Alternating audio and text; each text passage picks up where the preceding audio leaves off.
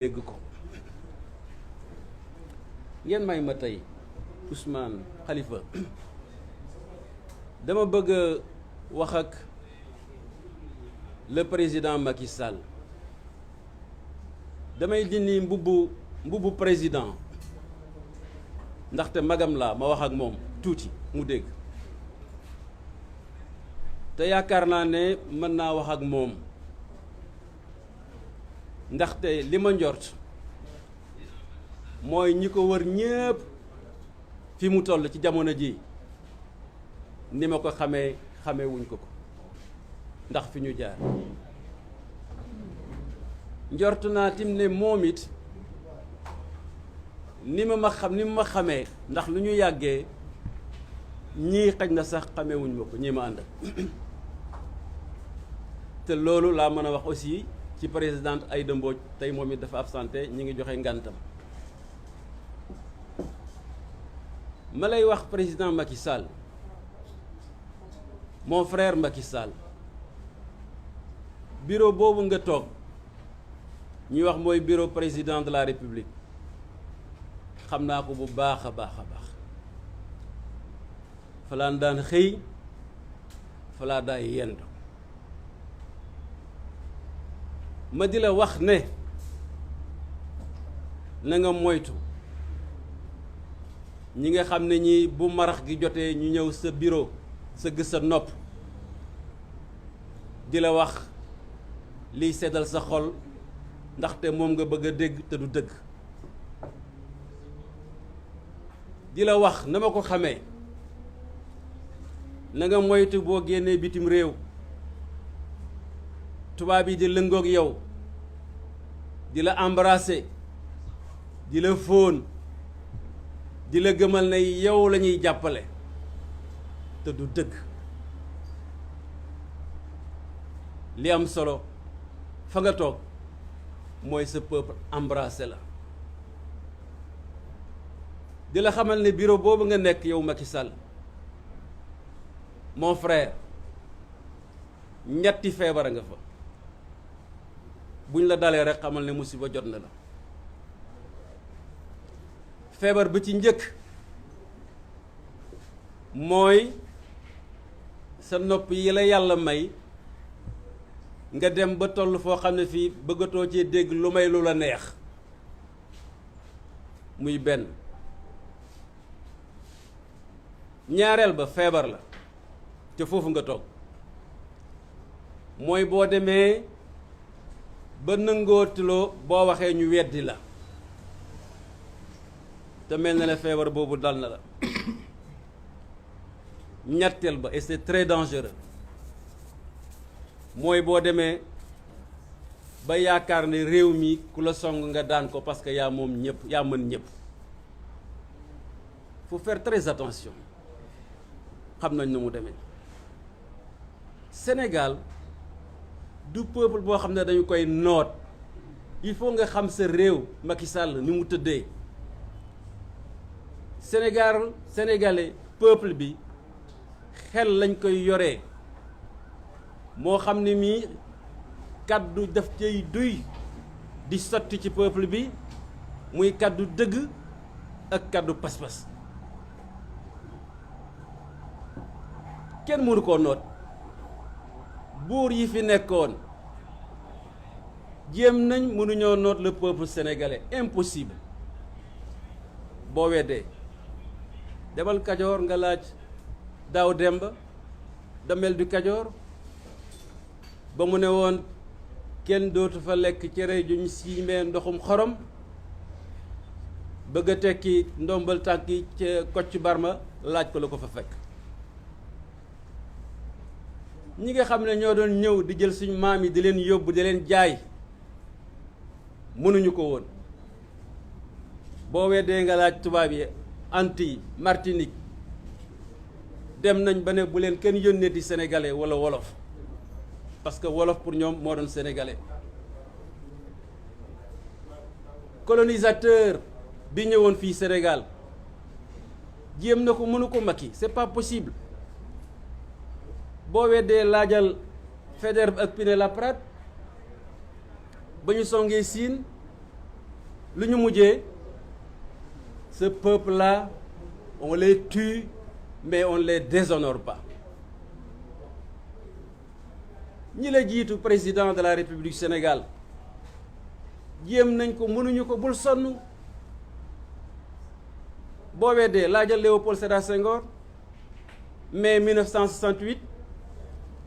ak la ka ca fekk boo weddee laajal président Abdou Diouf 1988 lu ko ca fekk boo weddee laajal suñu bàyyi le président Abdoulaye Wade ak ñun ñii le 23 juin lan moo ko ca fekk. kon ma bëgg nga xam ne li nga bëgg di pexe di noot peuple bi et particulièrement notre coalition Yewwi Askan Wi ce n'est pas possible Macky. ma bëgg nga ressaisir xam li mën a am ci réew mi ak li fi mënul am ñii danañ ci dellusiwaat. bayil Déthié Fall bayil Déthié Fall da ngay sonal sa bopp. wax nañ ko démb bi ñu demee seeti magam bi mu ne Déthié fañ ko tëj dañ koo defal cellule boo xam ne dafa am climatiseur mais ba mu fa nekkee ba léegi taalut climatiseur bi ñu ne ko lu tax taaluloo ko Déthié mu ne dama bëgg entraîner sama yaram ndax fu métti fa nga xam ne moom laa njort moom ngeen ma fa bëgg a jëme te ñii ñëpp noonu la ñu mel bu jaree dee danañ dee quelles que soient les calomnies d'ailleurs yi ngay dégg dans la presse et qui sont fausses vous ne pouvez pas je vous parle en tant que frère moo tax ma bëgg nga delsi sa xel Macky Sall li ngay delsee sa xel mooy nga bàyyi leen Mame Diarra Ahmed Aïdara les autres te suñu problème liste bii nga xam ne li ci am lépp yaa ko soke na nga ko defee ak sa conseil constitutionnel xam nga ni ngay def ba régler ko ma bëgg en tant que ton frère je parle pas au président de la République li Sénégalais yi bëgg nga def ko mooy nga taxaw solennellement wax ne doo dem candidature troisième candidature président de la République fii ci Sénégal mën nga ko ma bëgg tim lii nga xam ne mooy conseil constitutionnel ci li ma lay digal wala fi ñooy wax saafara bu naree jur jàngoro dañ koy bàyyi conseil constitutionnel boo xam ne bii jubul jàmm la jubul jàmm il faut le dissoudre parce que mostu indi benn solution ci Sénégal lu ma ay difficulté taal réew mi vous n'en avez pas besoin donc ma di la xamal ne Sénégal dëkku cosaan la te lépp li ma lay wax fii li xam ne day defar réew mag ñi dañ koo defoon ma nettali ci benn rek ci Jolof gi nga xam ne moom laa xam te Jolof mooy Sénégal vers les années 1700 fin année 1700 1800 dafa am benn buur ba Jolof bu ñu tuddee Mbaa Kompas mu reñe fa lu am fanweeri at ak lu ëpp mu toog ba jamono benn doomu rakkam ñu koy wax Mbaa Buri Mbaari ñëw attaqué ko pour jël nguur gi ba mu ko attaqué Mbaa Kompas jàpp ko def ko prisonnier denc ko ba ci ëllëg sa mu ne ko mbabba du rey mbabba libéré naa la waane jox naa la fas wi nga dem sa yoon Mbaa Buri yéeg ci fas wi ne ko bàyyi jox nga ma ko te maa ngi lay biral ne fas wi Sanjaay laa ko tuddee mu ne ko luy Sanjaay mu ne Sanjaay bu lemootim boo ko bayee day dikkaat ca la gàddaaye dem Saalum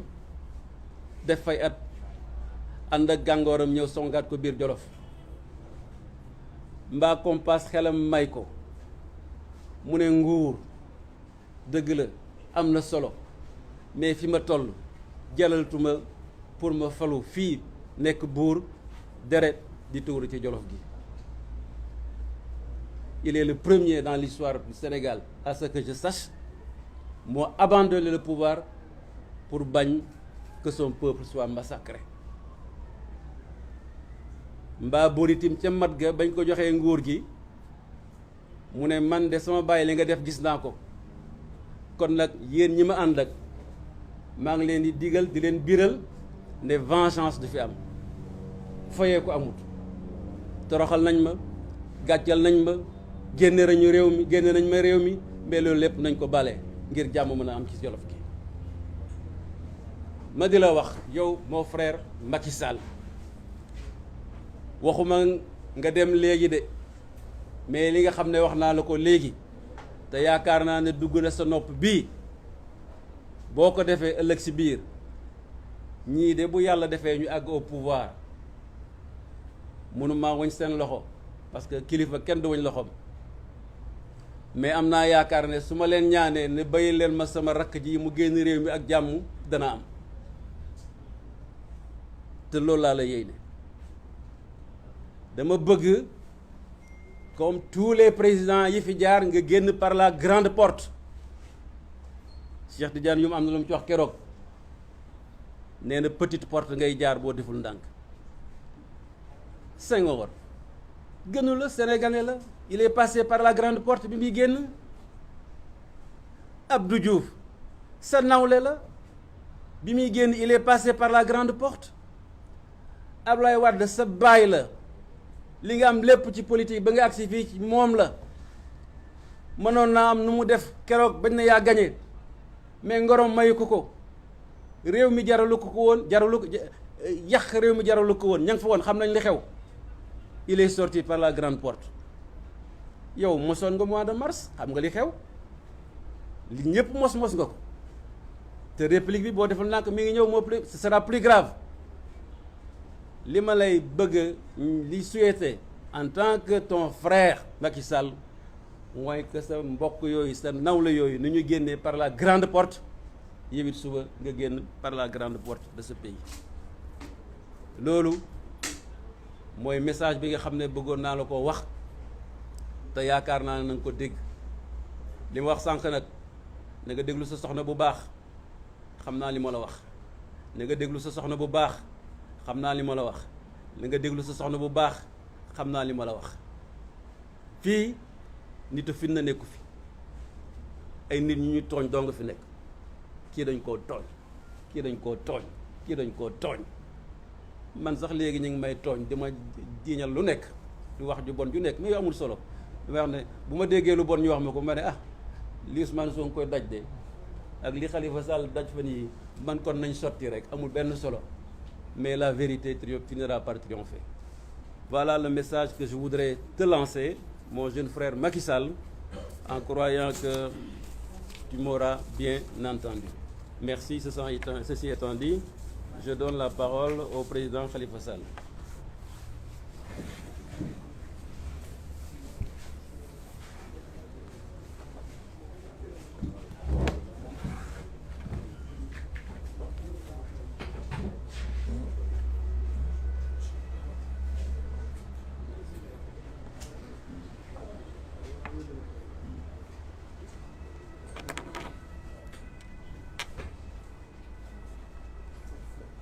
Merci beaucoup jërë ngeen jëf salaamaaleykum suñu mbokku journaliste yi maa ngi bëgg trop ci daje bi tey président Habib ci introduction wax na solo daje bi yónnee na message am man nag sénégalais yi laay waxal ñi ci dëkk bi ak ñi ci bitim réew wax ak waa Afrique wax ak àdduna bi dañu génn léegi ci ñaanal ñi nga xam ne yàlla moom na leen encore une fois ci lii ñu génn muy 17 juin bi 17 juin bi doon manifestation boo xam ne ñun ñoo ko sabab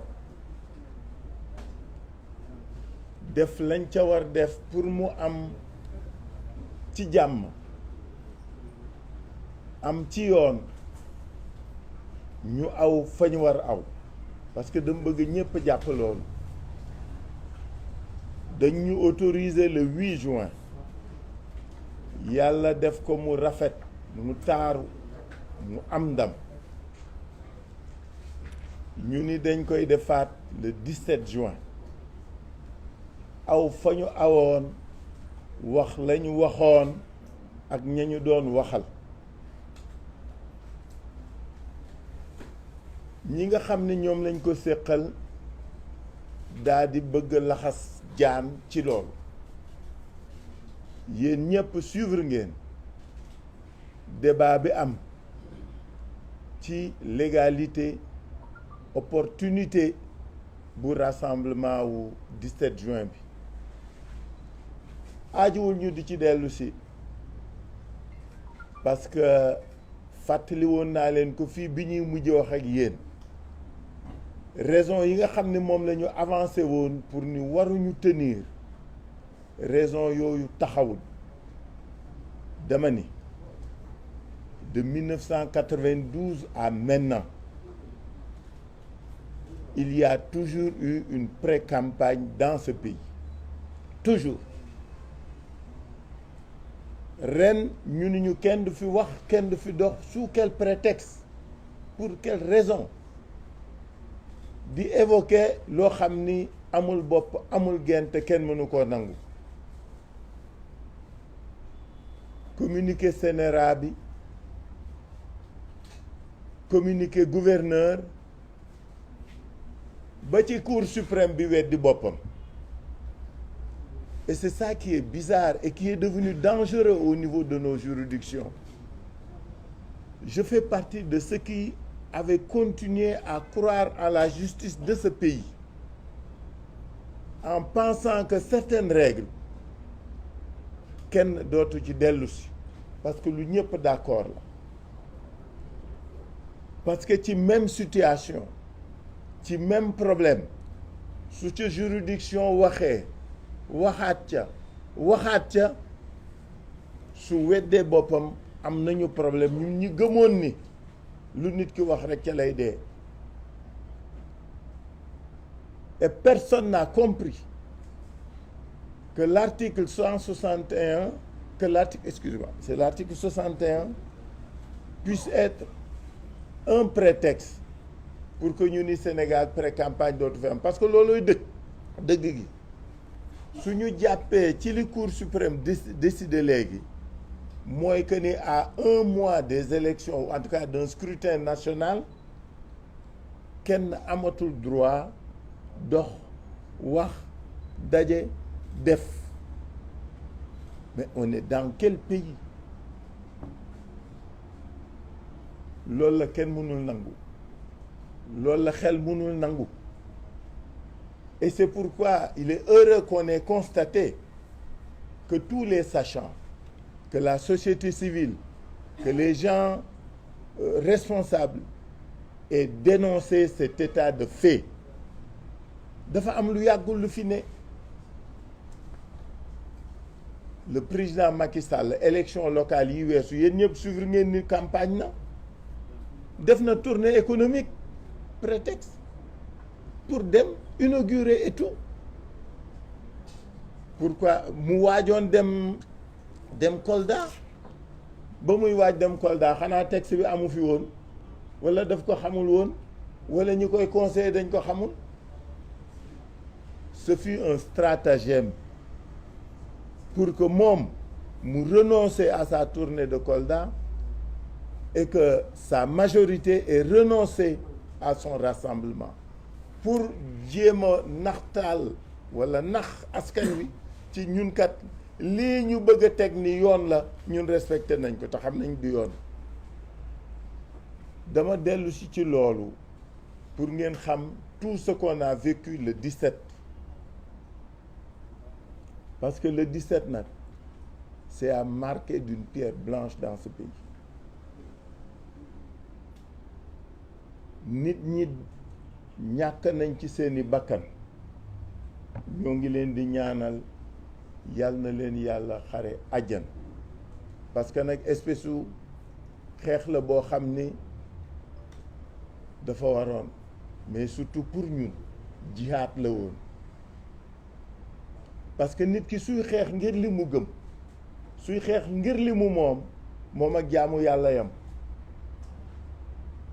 te jaamu yàlla suy xeex ngir gëm-gëmam mani su ca dee wàcc na suñu doom yooyu suñu rakk yooyu suñu jarbaat yooyu nga xam ni wàcc nañu liggéey ñoo ngi massawu seeni njaboot seeni wayjur seeni mbokk seeni xarit ils sont tombés sur le champ d'honneur fekki ña faatu woon mois de mars waaw réew mi moom xanaa sénégalais dañuy bëgg a gàtt xel de 1960 à maintenant nañu wàññi régime yi fi tegaloo ñaata yoon la am ay bakkan yu faatu ci rassemblement ngeen xool rek de 2012 à maintenant ñi bakkan yi fi rot ci ay rassemblement il faut que les gens prennent conscience de ça ce régime est intrinsèquement violent et intolérant il est meurtrier et ce n'est pas normal je pense que il faut que réew mi di fàttaliku parce que xam nga day toll foo xam ni dañ naan ñëpp a yam ñëpp a yamuñu donc suñu jarbaat yooyu suñu mbokk yooyu ñoo ngi massawu seeni njaboot di leen jaal di leen ñaanal yàlla xare leen àjjan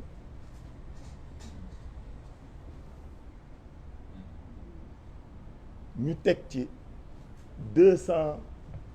plus de 200 otages 200 otages ay nit ñoo xam ni ils n'ont eu qu'un seul tort vouloir exercer leur droit de citoyen lii neexuma ma génn pour wax ko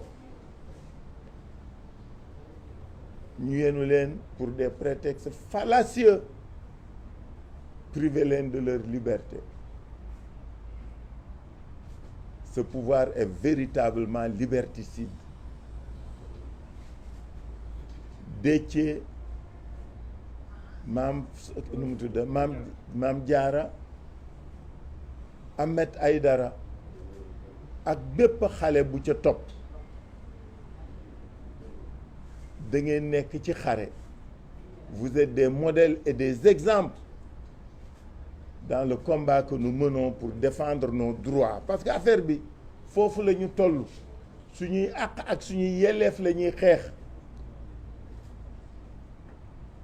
le 8 biñ ñu bàyyee ñu organiser gis ngeen na mu rafete na mu jekke coow jubul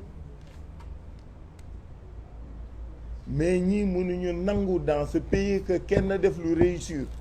defe nañ ni saa yu nit ñi réussir dara rek défaite la pour ñoom ñoo xat xol ñoo tuuti xel te ñoo gaaw fàtte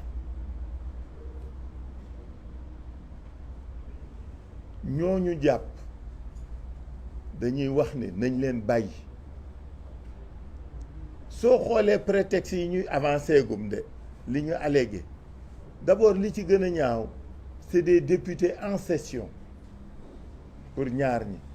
ñi ci des ay maire lañu dans leur propre ville Ahmed Aïdara nee na alkaati beeg ñëpp dafa tàmm jóge këram di dox ba bureau keroog da doon loolu lu mu daan tàmm def loolu la doon def ñu yéen a ko tëj Déthié Fall ak ñu ne taxawoon fii di wax demul sax ca lieu rassemblement ba gendarme yi ñëw muy wax ak ñoom ñu nax ko piégé ko kaay ñu waxtaan mu dem di leen déglu ñu yenn yóbbu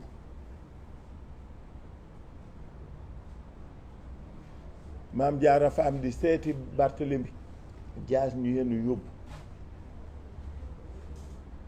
xam nga façon boobu moo jekkadi moo rafetadi ñoom ak 200 et quelques camarades yi góor jigéen mag ak ndaw yi ñu jàpp ce sont des otages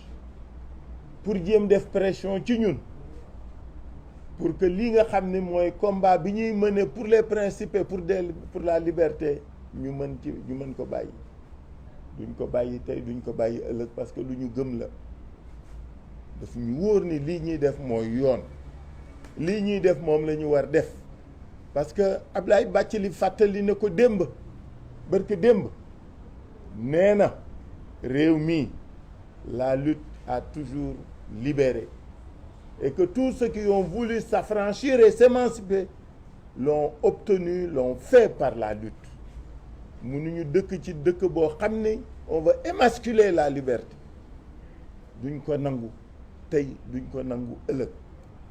on va se battre on continuera à se battre donc pour nos otages lu mu ñu jaral rek danañ ko ci def.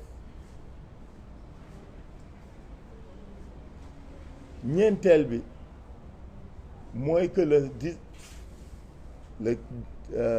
17 mars le 17 juin c'était un combat pour la liberté qui fut un grand moment de manifestation populaire parce que il faut que nit ñi ràññee dañ ni ñu du ngeen manifester ñun li ñu bëggoon mooy dem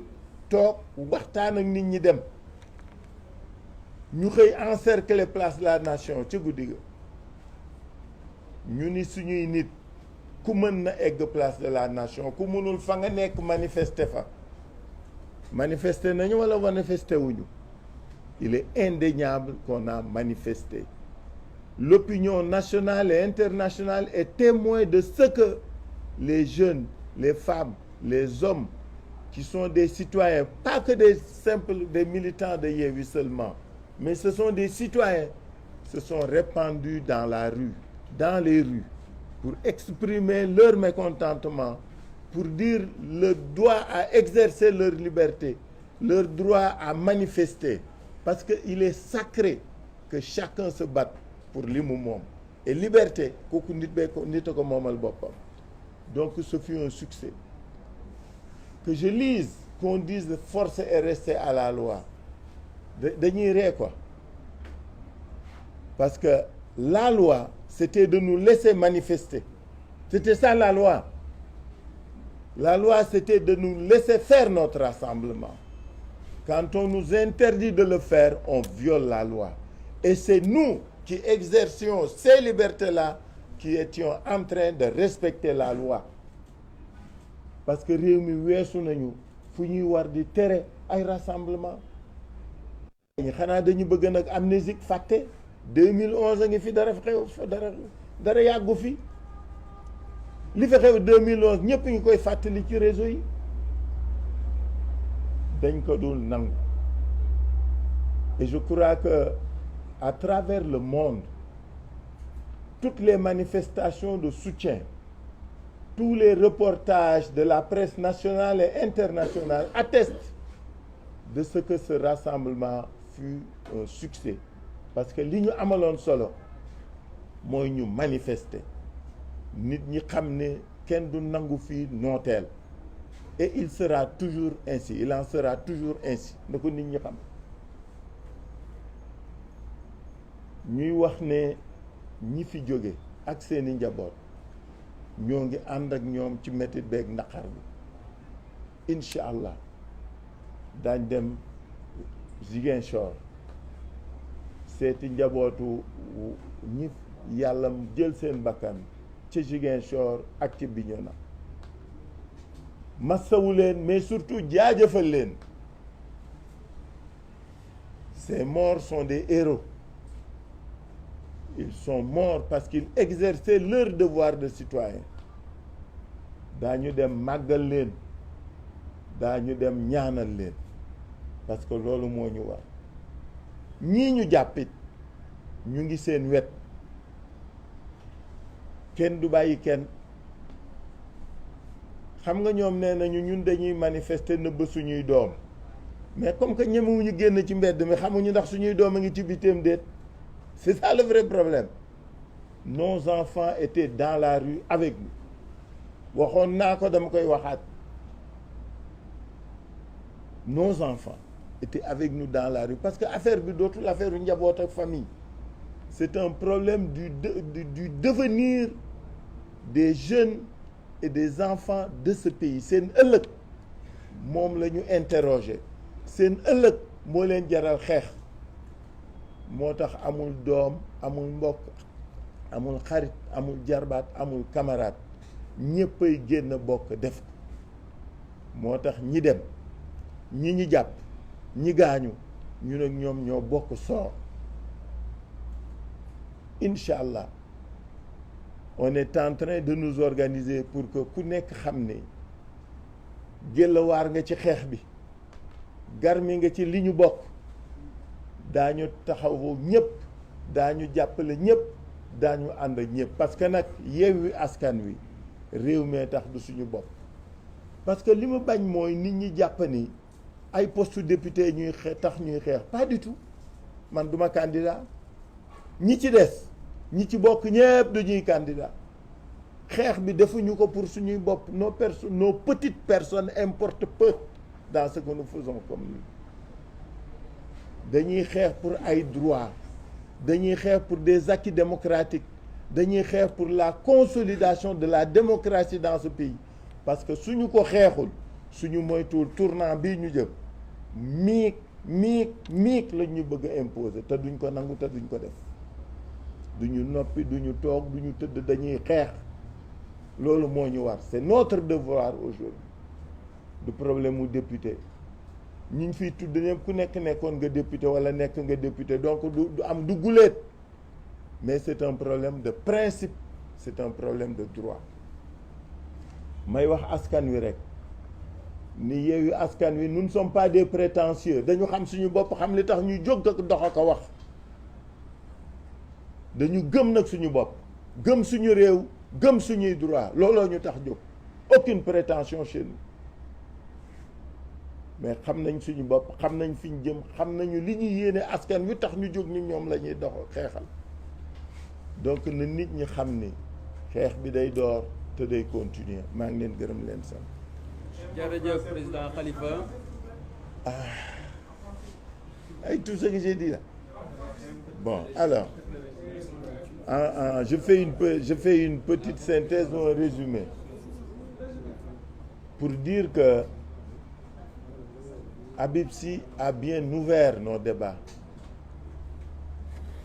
C'est un moment important de la vie démocratique de notre pays que ces moments-ci. Notre capacité à préserver, à défendre notre droit est interpellée. Et Yewwi Askan Wi ne s'est jamais dérobé. Le 8 juin avait été un moment de communion et de fête avec les citoyens. C'était un moment pour magnifier la liberté, la démocratie. Nous avions invité les Sénégalaises et les Sénégalais à communier avec nous pour que le Sénégal continue à être un modèle de vie et de pratique démocratique.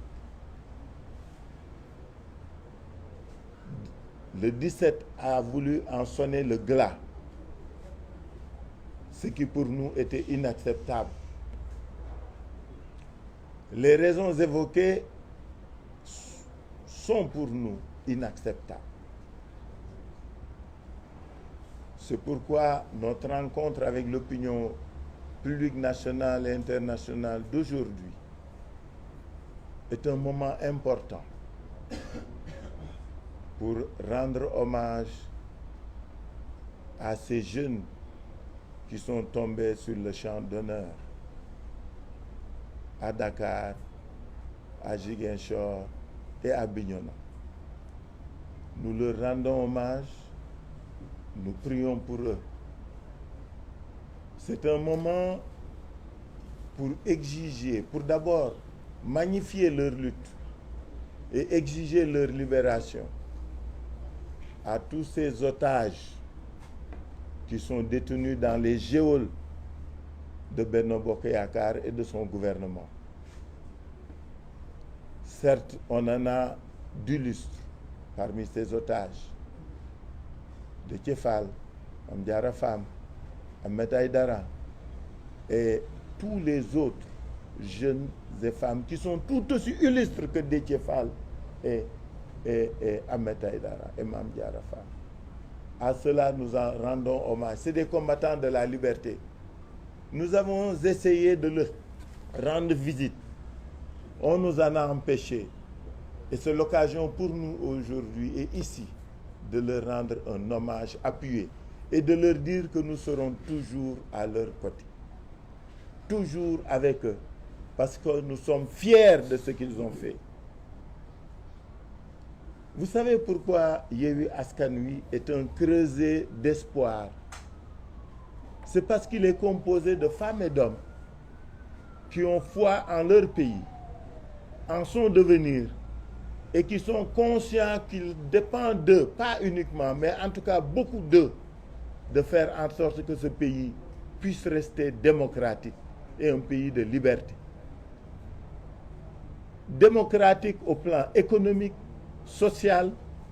démocratique au plan politique ensuite. Parce que nous pensons qu'il faudra que ce pays soit démocratique au plan économique et social avant d'être politique. Donc Yewwi Askan Wi ne faillira jamais dans sa mission de porter les espoirs de ce pays. C'est la raison pour laquelle ces otages sont des combattants de la liberté. Être à leur côté est une obligation. À nos morts, nous rendons hommage, nous nous rendrons à Ziguinchor et à Bignona, Inch'Allah, très vite. À ces otages, nous serons toujours à leur côté,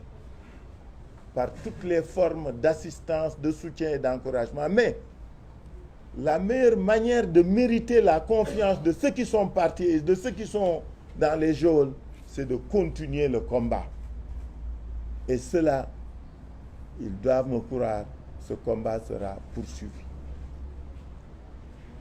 C'est ça que je voulais dire en résumé. Bathily a dit, il l'a rappelé, Benno Yewwi Askan Wi n'est pas prétentieux. Ceux qui la composent ne sont pas des prétentieux. Ce sont des jeunes filles, des jeunes garçons, des femmes et des hommes qui sont conscients et convaincus de leurs devoirs, de leurs obligations et qui se battent pour que le Sénégal de demain puisse être un Sénégal développé,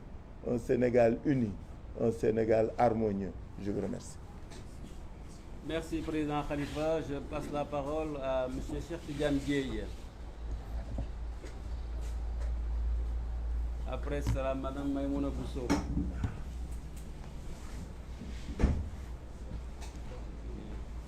jërëjëf doyen Habib asalaamualeykum mbokki Sénégal gannaaw ba ma nuyoo leaderu Yewwi Askan Wi yi toog fii ci taabal ji nuyu mbokki Sénégal yépp yi ci biir réew mi ak yi ci bitim réew di leen massawu di leen jaal vendredi bii ñu jógee mu di àjjuma ñetti bakkan daanu nañu doyen Habib wax na ko Khalifa wax na ko ñetti bakkan des morts de plus et des morts de trop ñu koy ñaawlu di ko mettitlu ñetti bakkan yooyu ñëw fekk ci fukki bakkan ak ñett yoo xam ni daaw 2021 diggante février ak mars daanu nañu fii ci biir Sénégal mu di mars daaw ak juin ren fukki bakkan ak juróom benn yoo xam ne ñi ci ëpp ci ñoom bi ñuy génn ñu drapeau national la ñu yor di xeex ngir démocratie di xeex ngir liberté di xeex ngir droit de l'homme président Macky Sall bureau ba mu nekk te doyen Habib wax ko fauteuil ba mu toog mën nañu jàpp ni tey fauteuil bi tegu na ci fukki bàmmeel ak juróom benn lu metti la ci wax ko lu tiis la ci wax ko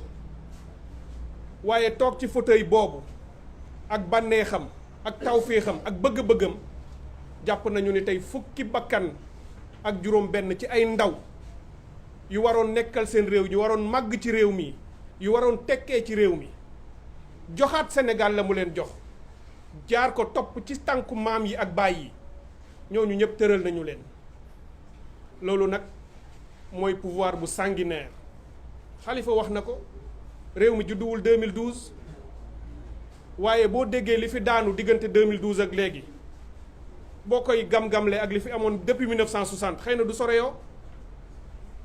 ci durée bu gàtte noonu wax ji nag mën naa bañ a gudd ndax tollootuñu sax ci jamono yu wax jëf rek moo des jëf ci responsabilité jëf ci engagement jëf ngir Sénégal ak drapeau wu Sénégal ñii nga xam ne daanu nañu ça ne restera pas impuni danañ ci taxaw danañu ci jëf fii ci biir réew mi ak bitim réew moo tax danañu yëkkati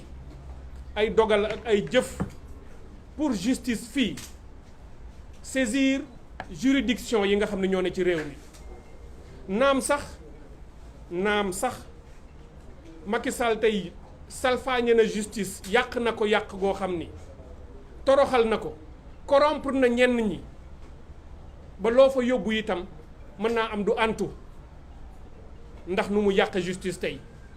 waaye dinañ ci def li ñu war a def ñun ndax mooy suñu taxawaay te ñuy profiter di ñaan ña nga xam ne ñu ngi ci biir justice bi di ay patriote di ay citoyen di ay républicain bëgg Sénégal te bu leen ko yoon mayoon wala ñu mën ko danañu génn sax ci mbedd mi te am na sax ñu koy def ñoom ci ñoom anonymement ñuy ñaan ñooñu ñu taxaw ci lii ñoom itam xeex bi ca biir ak ci biti donc lépp lu mu laaj ci wàllu justice ci wàllu enquête ak topp leen danañ ko def ngir sénégalais yi ñuy boom ñu bàyyi ko ndax kenn dootu ko nangu ñaareel bi nga xam ne danañ ko yëkkati moo di président Macky Sall tey amatul kuy laam-laamee ci réew mi ak bitim réew ni troisième mandat la dëgmal dafa doon wax nii wii nii non ku wax ci biir camp mu dàq la tey jéego yi mu teg ci biir réew mi ak bitim réew wane na ni amatul dara lu mu ci mën a nëbb ca loolu la dëgmal jëm ca waaye dinañ ko wan ni ñu ñoo ko ëppale pexe fuuf bitim réew ndax jiitu nañ ko fa ba pare danañu jóg ci nu mu gën a gaawee dem foofu ñuy wax Haut Commissariat aux droits de l'homme bu Nations Unies jébbal leen bataaxal boo xam ne bind nañ ko ba noppi te bataaxal bi li ci am solo te ngeen war koo xam mooy dañu jël bataaxal boo xam ne moom moo ko bindoon 2011 1er février 2011 yónnee ko ki nekkoon Haut Commissaire des droits de l'homme bu Nations Unies bu tudd Navi Pillay moom Macky Sall nekkoon président APR nekk candidat ni fii ci réew mii di Sénégal président ba boom na fi ay nit ngir troisième mandat di woo Nations Unies pour mu taxaw ci interpeller Sénégal daan ko ngir ñu nangu constitution Sénégal bi ngir ñu respecter droit de l'homme ak liberté yi waaye lettre am boobu mu defoon 2011 moom la ñu jël dindi logoom def ci bu Yewwi Askan Wi dindi turam def ci bu leaderu Yewwi Askan Wi changer date bi la ca des lépp benn la nombre de morts yi rek mooy ñett yi nga xam ne dugal nañ ko te moom moo leen boom pour won leen ni la mu doon jéem a xeex fukki at ca gannaaw te gëmu ko tey jii yooyu moyen lay utiliser contre le peuple sénégalais donc danañ ko def foofu danañu saisir aussi cour pénale internationale ndax li tax ñu koy def mooy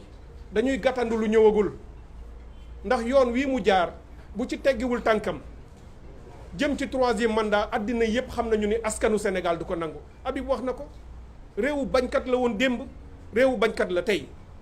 danañu jóg xeex loolu gàntal ko ngir bañ nag mu jéem a utiliser force pour boom ay dizaines ak des dizaines wala des centaines ak ay centaines sénégalais danañ ko wax fépp ci àddina pour que ëllëg ñépp xam nañu ni jëfoon nañu defoon nañu waxoon nañu ko fi may daaneele maa ngi koy wax barki démb ci 3e mandat bi toujours pour won ko ne lu mu yëkkati rek xam nañ ko te danañ ko ca jiitu fii ci CEDEAO gis ngeen loolu fukki réew yi ak juróom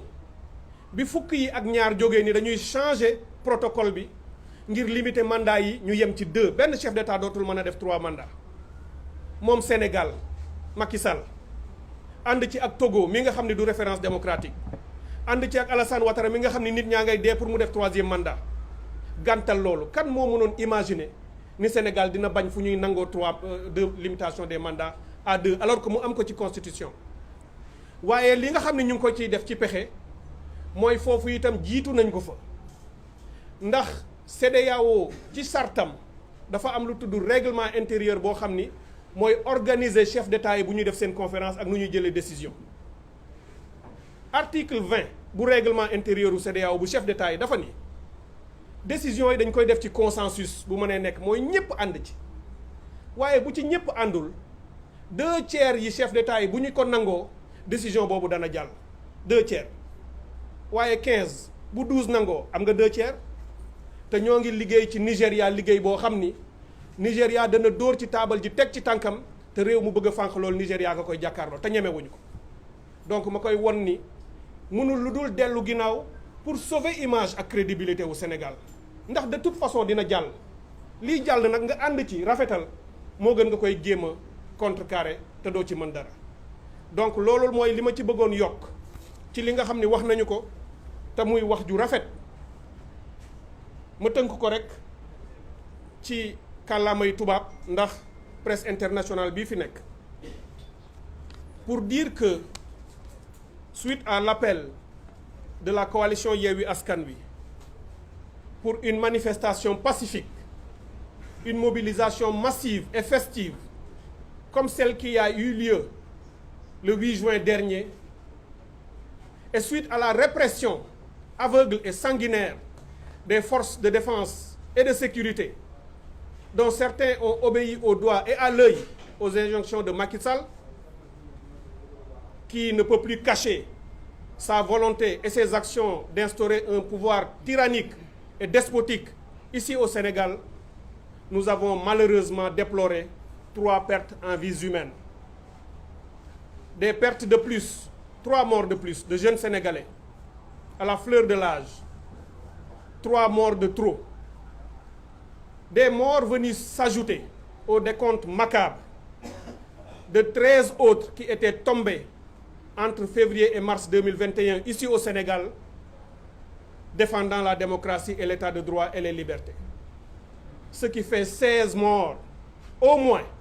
entre l'année dernière et cette année, du fait des actions, du fait de la volonté, du fait des désirs et de l'envie de Macky Sall. Cela est inacceptable. Et c'est pour cette raison que dès demain, nous entamerons toutes les actions appropriées et utiles, ici au Sénégal et au niveau international, pour saisir les juridictions. Nos avocats sont déjà à pied d'œuvre pour porter plainte, mener les enquêtes et poursuivre l'État du Sénégal, Macky Sall, qui de plus en plus se rapproche de ce qui pourrait être constitutif de haute trahison. Parce que ce peuple ne fait rien d'autre que se battre pour la démocratie. Et à chaque fois, on tire sur les Sénégalais comme des lapins. Et il n'y a pas plus fort pour être qualifié de haute trahison lorsqu'on tue son peuple, surtout un peuple comme le Sénégal. Donc au niveau national, nous saisirons les juridictions appropriées par nos avocats et les spécialistes du droit qui nous accompagnent. Bien entendu, nous ne sommes pas naïfs. Nous savons qu'il a fini d'avilir et d'asservir une partie importante de la justice, mais nous ne doutons point qu'il y a dans cette justice des hommes et des femmes patriotes, républicains, citoyens, de grande intégrité, fondant leur action sur l'éthique, qui se mobiliseront et qui se lèveront le moment venu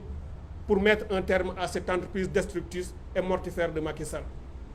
nous mènerons les mêmes actions à l'international. Et dès demain, nous saisirons le Haut Commissariat des Nations Unies aux droits de l'homme. La lettre est déjà rédigée. Et devinez quoi? C'est une lettre qui est presque mot pour mot, qui correspond à une autre lettre écrite le 1er février 2011 par celui qui aujourd'hui est là en train de tuer les Sénégalais, le président Macky Sall. Lorsqu'il était opposant, lorsqu'il était candidat, il avait envoyé une correspondance à Dr Navi Pillay, la Sud-Africaine, qui était à l'époque haut commissaire des Nations Unies aux droits de l'homme, pour lui dire que par la volonté du président Abdoulaye Wade à l'époque, par son désir et sa volonté de faire un troisième mandat, 5 Sénégalaises et 5 Sénégalais avaient perdu la vie. Et Macky Sall avait interpellé le Haut Commissariat aux droits de l'homme pour lui demander d'interpeller le gouvernement du Sénégal afin que s'arrêtent les tueries, afin que s'arrêtent les brimades, afin que s'arrête la manipulation qui était exercée sur le peuple sénégalais à l'époque. Eh bien, c'est cette lettre que nous avons reprise pour vous dire que l'histoire bégaye. Nous ne ferons que changer la date, y mettre les 3 morts que nous décomptons, mettre le nom des leaders à la place de Macky Sall et envoyer aux Nations Unies pour leur dire business as usual. Ce qu'il avait fustigé et condamné il y a 10 ans, c'est exactement ce qu'il est en train de faire. Il utilise les mêmes méthodes répressives et sanguinaires contre son peuple. Nous saisirons également la Cour pénale internationale à titre préventif, parce que nous savons ce qu'il est en train de faire. Et pour anticiper et attirer la communauté internationale son attention, pour lui dire que si cette entreprise mortifère de Macky Sall n'est pas stoppée par tous ceux qui aimeront ou aiment la stabilité et la paix et la cohésion au Sénégal, voilà ce qui arrivera. Il sera prêt demain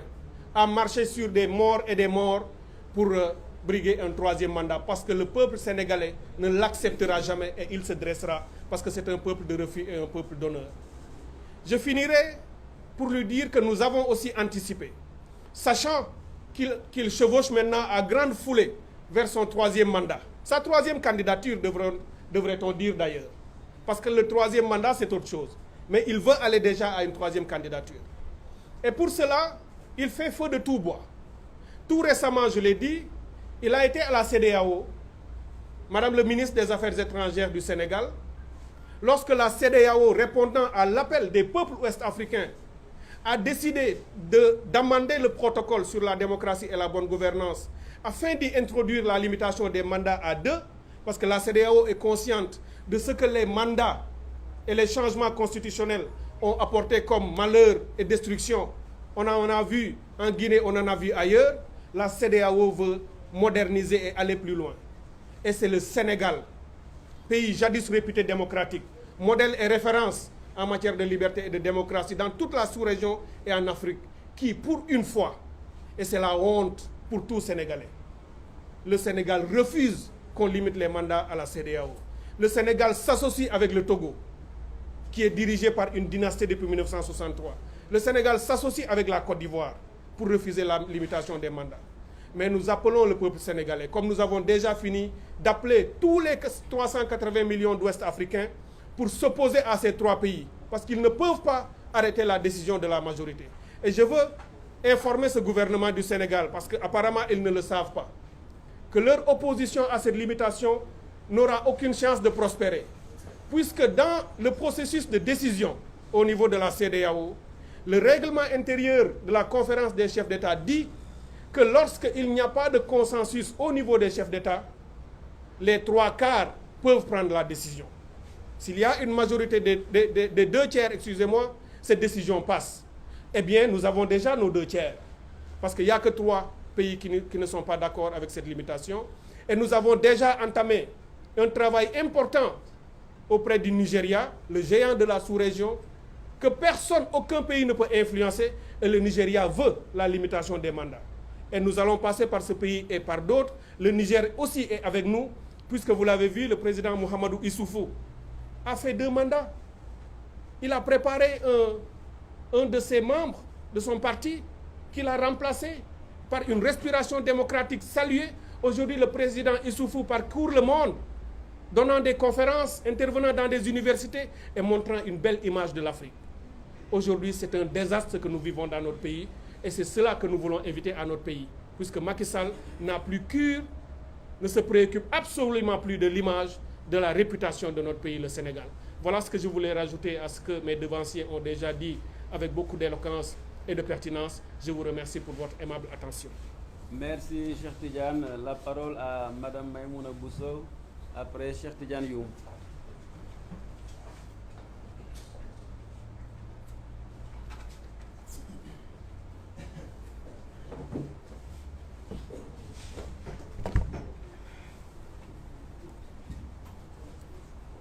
Assalamu alaikum. Je ne vais pas être longue parce que je pense que tout ce qui devait être dit a été dit. Juste rappeler aux esprits dormants qui font exprès de ne pas ouvrir les yeux que le président Macky Sall a fini de jeter la honte sur le peuple sénégalais et sur toute l'Afrique en batifolant avec des insulteurs devant la face du monde. Il a aussi fini de nous ramener en arrière des décennies et des décennies, d'insulter la mémoire des gens qui sont morts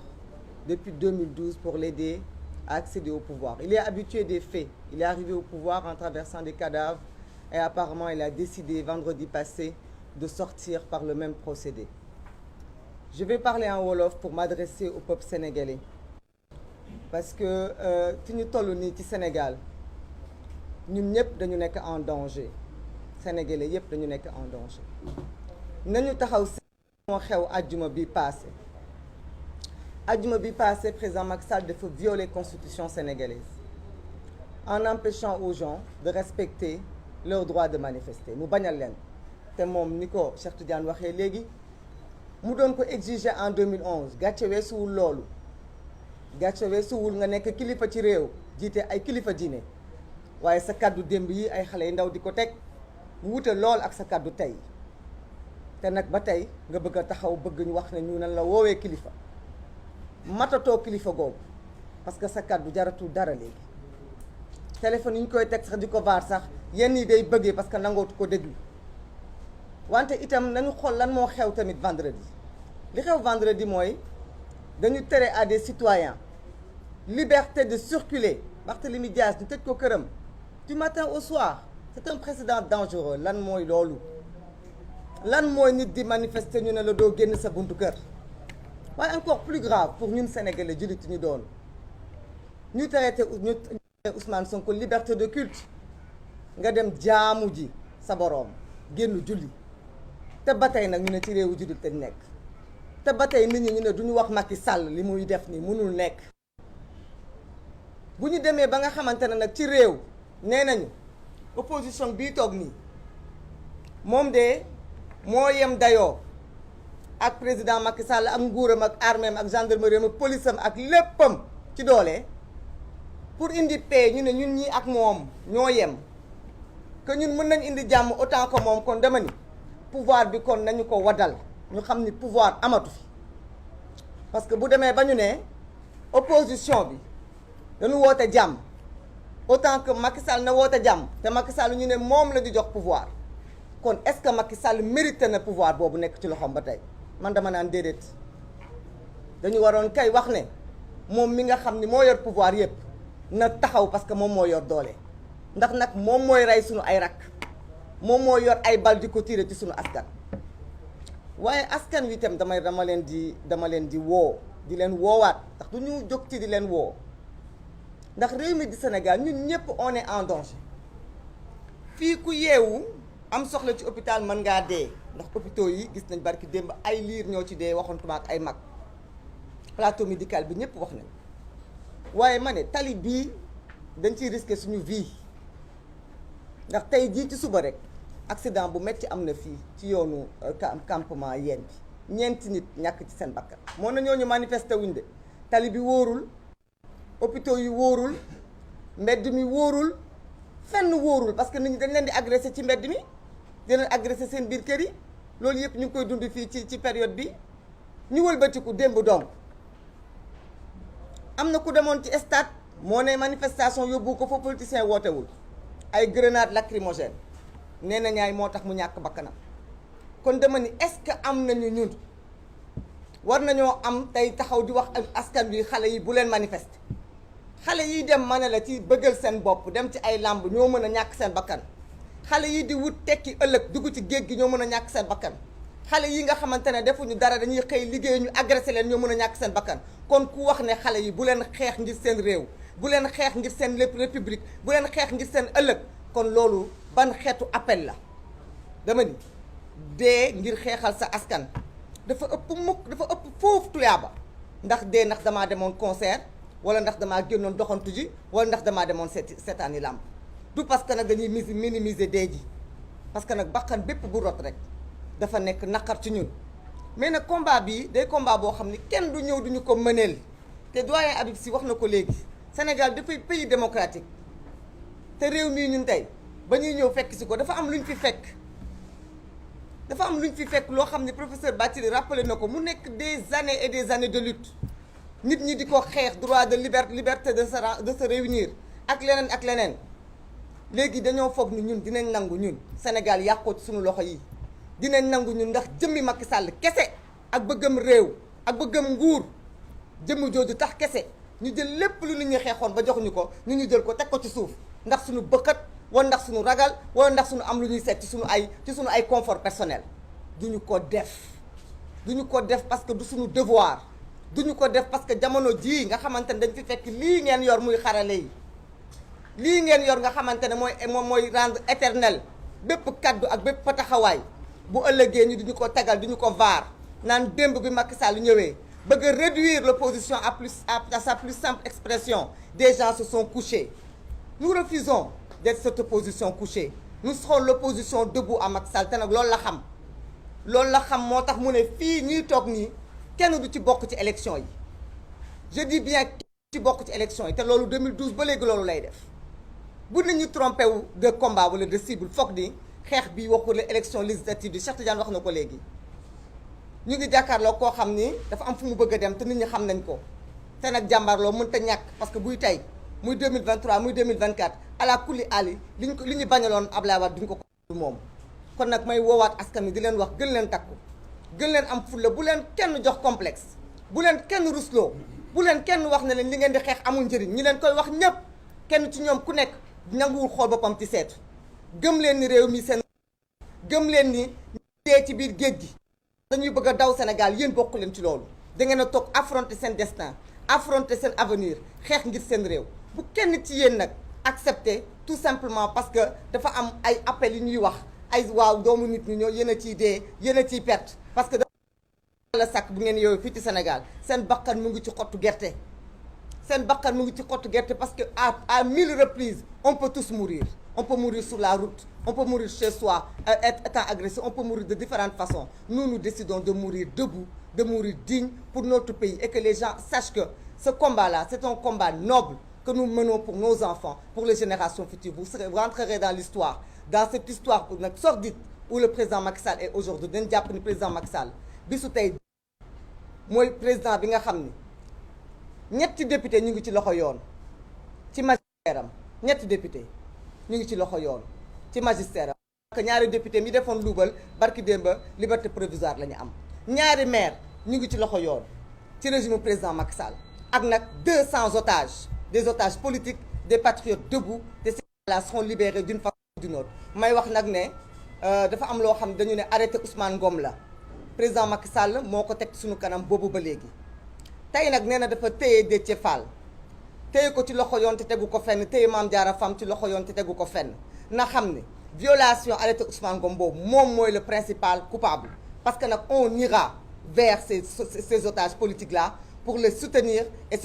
politiques là coûte que coûte seront libérés donc nous irons même au palais s'il le faut et au centre-ville parce que là où ils seront nous serons parce que nous menons le même combat et nous sommes du même bord je vous remercie. Merci Madame Maïmouna Bousso. La parole à Monsieur Cheikh Tidiane Youm,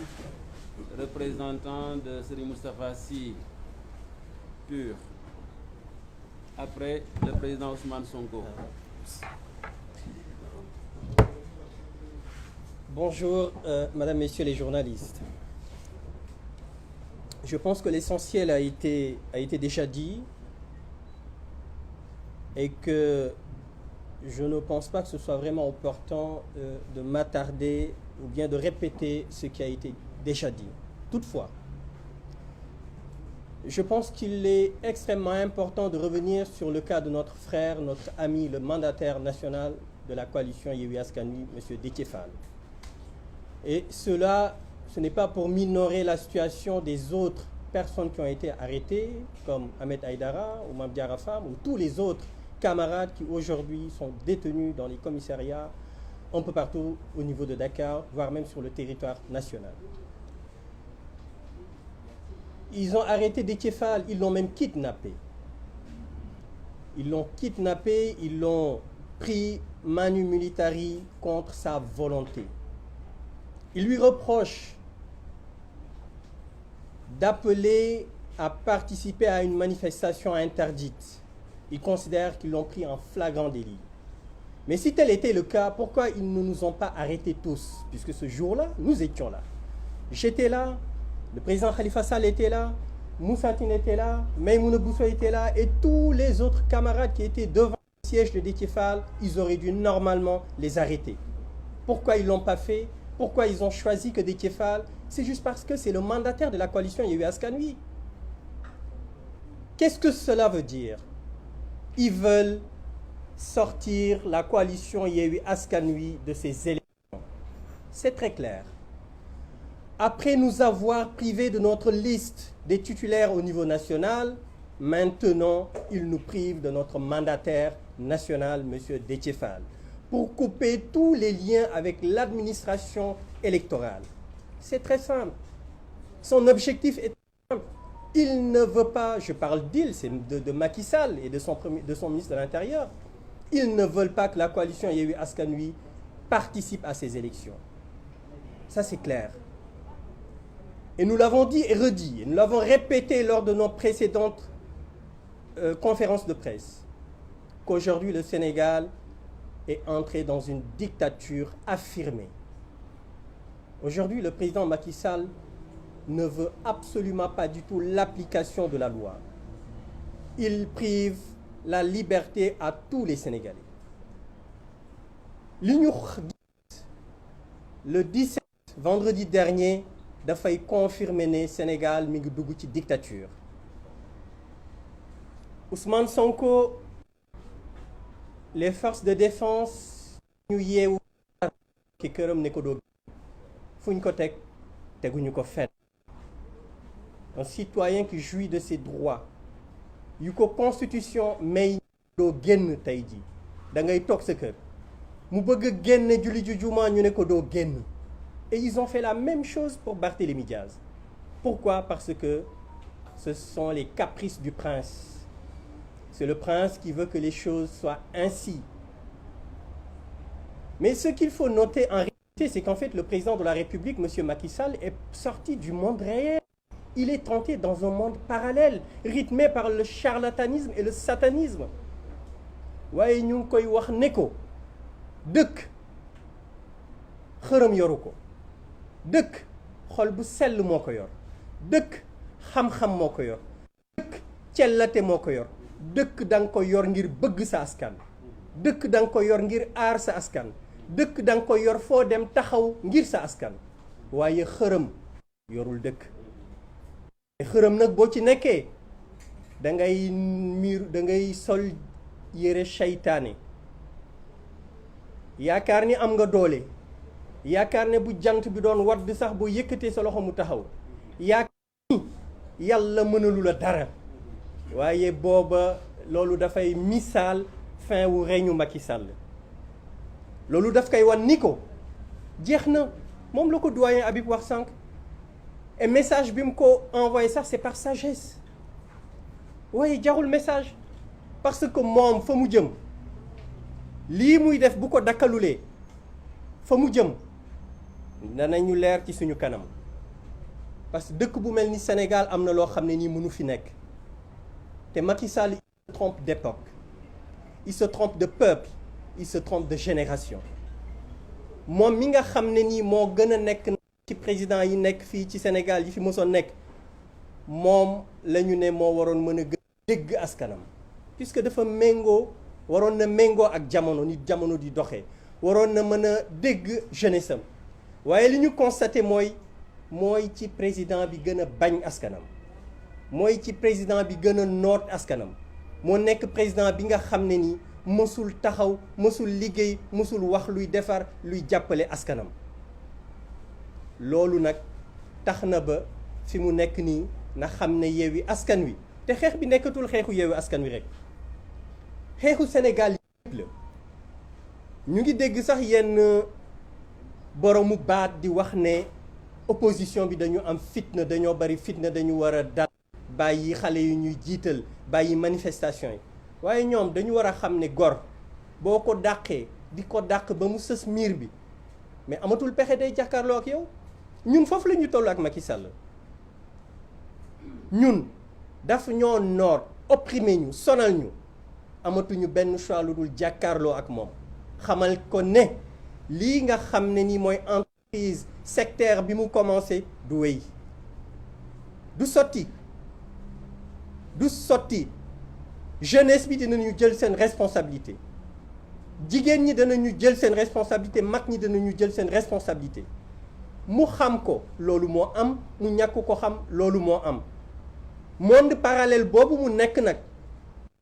jële ko fa du yomb waaye danañ ko ñaanal mu ñëwaat parce que waxoon naa leen ko ci conférence de presse bii jàll bëggoon na génne par la grande porte waaye mënatul nekk li ko desee mooy la petite porte waaye petite porte boobu sax rëy na ci moom jamono bii mu toll il sortira par un trou de souris te ku ci nekk xam na lan mooy trou de souris Macky Sall il faut mu delloo ci xelam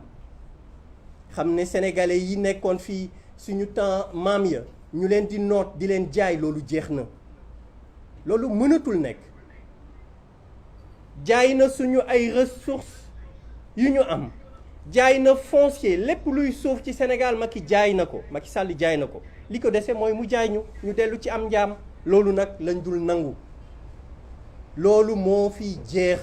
te Yewwi Askan Wi lui fera face de concert avec toute la population sénégalaise fi ma bëgg daanele mooy di waxtaan ak suñu mbokk policiers yi suñu mbokk gendarme yi di leen wax ne leen ay sénégalais lañu di leen wax ne leen dañu am ay famille dañu am ay doom dañu am njaboot suñu ay mag lañu suñu ay waajur lañu suñu ay rakk lañu suñu ay sœur lañu ñu leen di wax ne leen bu leen dara jaral ñu def loo xamante ni ëllëg dana leen topp bu ñuy dugg seeni bàmmeel ñoom seen mission mooy ñu défendre préserver sécurité sénégalais yi aar leen jàppale leen défendre tous les actes illégaux yi nga xam dañ koy yëkkati di ko teg ci boppu askan wi waaye it ñoom seen liggéey bokk na aussi ke décision nga xam ne di jël problème bi foofu la nekkee su fekkee ne autorité yi ñu jiite décision yi ñuy jël yëpp du décision yu légale te ñoom seen mission bokk ci ñu xeex bañ a nangu ñu teg ci askan wi ay décisions yu illégales donc ñoom bu boobaa bu ñu appliquer yooyu décision appliquer ko mooy taal réew mi puisque sénégalais yi askan wi dootuñu nangu loolu donc ñoom it nañu xam ne ci dëkk bi la ñu bokk bu ñu liggéey bu ñu def luy taal dëkk bi fokk nga ne kooku ñu rey sa Bignona c'est ça ku ñu fekk ci siège yu Pastef deful dara toog ñu tiim ko préparé di ko xool rey ko boom ko ba ay butitam génn loolu jaaduwul mais kooku ko def yaakaar na ne ëllëg du ko layoo ak suñu borom kooku ko def bu ñibbee këram di xool ay doomam di xool ay sëram fo di seetaan seeni télé loolu warul daw yaramam les forces de défense et de sécurité ñu ngi leen di wax ne leen dëkk bi ñoo ko bokk nguur gi nga xam ne nii jeex na bu mu leen defloo luy taal dëkk bi bu leen ko nangu ñun duñu seeni noon ñun ak yéen ñoo bokk objectif ñun ak yéen ñoo bokk mission mooy liy jëmale kanam suñu réew mi ba tax na ñu ngi leen ñaan que vous revenez à la raison li ñuy wax nag du ñoom ñëpp li ci am na ci ñoo xamante ne ni c'est de vrais républicains dara mënul tax ñu yëkkati seen ngànnaay jëmale ko ci seen askan waaye ci lépp loo gis am na ay brebis galeuses am na ci ñoo xamante ne ni ñoom nañ leen wax def leen ñu def léeg-léeg sax dañuy yokk ci lañ leen wax ñu def ko. Donc pour vous dire qu'aujourd'hui la situation au niveau de notre pays, la situation est extrêmement alarmante. C'est une situation dangereuse. Mais toute cette situation a été bien concoctée, bien préparée par le président de la République, le président Macky Sall. Mais qu'il sache que les Sénégalais lui feront face. Ces intimidations, ces brimades, ces emprisonnements ne serviront absolument à rien du tout. N'affaibliront pas la détermination, la conviction, la pugnacité de ce peuple, de la coalition de tous les Sénégalais. Qu'ils le connaissent. On n'a pas peur. Nous n'avons pas peur, Monsieur le Président. Revenez. Sortez par un trou de souris, c'est ce qui vous reste. N'insistez pas. Sortez de votre monde parallèle. Le charlatan, le satanisme ne gouverne pas un peuple, ne gouverne pas un pays. Soyez généreux, soyez courageux. Prenez votre responsabilité. Prenez vos responsabilités. Arrêtez ces brimades. Trop, c'est trop. Ñu ngi wax nag di alerter ne yi ñu ngi leen koy wax di leen ko rappeler waat ëllëg lii xew ñoom bu ñu ne yëguñ ko woon kenn moo fi am armeem ñoom ci seen biir ñu ngi koy wax. dégg naa ci seen conférence de presse benn transhumant boo xam ne waaye dañuy wax ne ci diine sax tuubeen moom mooy gën a am zel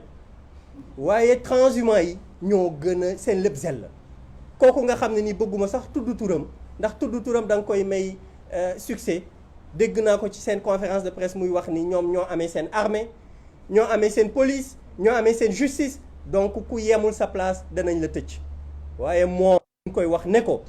na yem na tey xamante nañ fii Sénégal yor sa armée yor sa police gendarmerie yor sa justice tax nga bëgg a tëj Sénégal loolu duñ ko nangu kilifa diine yi nag aada yi ñu wax ak Macky Sall opposition bi deful dara wax naa ko sànq opposition bi amatul choix lu dul taxaw faire face ak lii mu leen di def di leen opprimer loolu nag le kilifa diine yi war a jóg wax ak moom mooy dóore mooy gaañaate mooy reyee bu ñu ku ñuy waxal moom la ñu war a waxal lii nga xam ne ni muy xew ci dëkk bi bu ko neexoon suba mu arrêté neex puisque loolu la bëgg nitu fitna la nit la koo xamante ne ni jàmm yittelu ko nit la koo xam ne nii aar askanam yittelu ko donc ñu ngi wax kilifa aada ñu waxtaan jege wax ak Macky Sall mu arrêté li muy def parce que li compte ñun de ñu ngi ci position boo xam ne nii amatuñu ay nit yi jàmm waaye am nangu ñoom nañu jël seen responsabilité wax ak moom mu arrêté lii muy def dëkk am jàmm dem ci élection yu inclusive ñëpp bokk ñu ko gagné bu leer def habitation jële ko fi avant. Merci. La parole au président Ousmane Sonko, le orateur.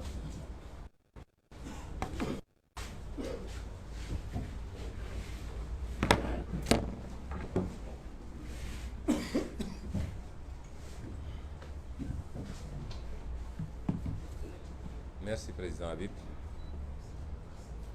ñoo ngi nuyu ñëpp fas yéene mottali rek kàddu yi nga xam ne rot na fi ci suñuy nattango ci coalition bi daanaka mu xaw a tënk lépp li may doore sama wax mooy du ma dellu si sax ci évaluation journée 17 bi waaye dinaa ci wax as tuut mooy ku bëgg a tënk journée 17 juin bi dafa amoon ñaari kuréel yu jàkkaarloo benn kuréel bi ne dama am lu ma naqari ci réew mi te ndey charte réew mi may na ma su ma amee lu naqari ma ñax ci jàmm tey daal di tànn ab bërëb boo xam ne man ak ñi ànd ak man ñëpp dinañ fa daje daal di wax àdduna yëpp li ñu naqari bu loolu jeexee ñu tasaaroo ñibbi ci jàmm. geneen kuréel gi ne loolu du fi amee te tegu ko ci benn yoon, du ci ndeyu charte ndeyu réew mi, du ci loi wu réew mi, du ci règlement réew mi. ñaar yooyu ñoo taxawoon dinaa manifester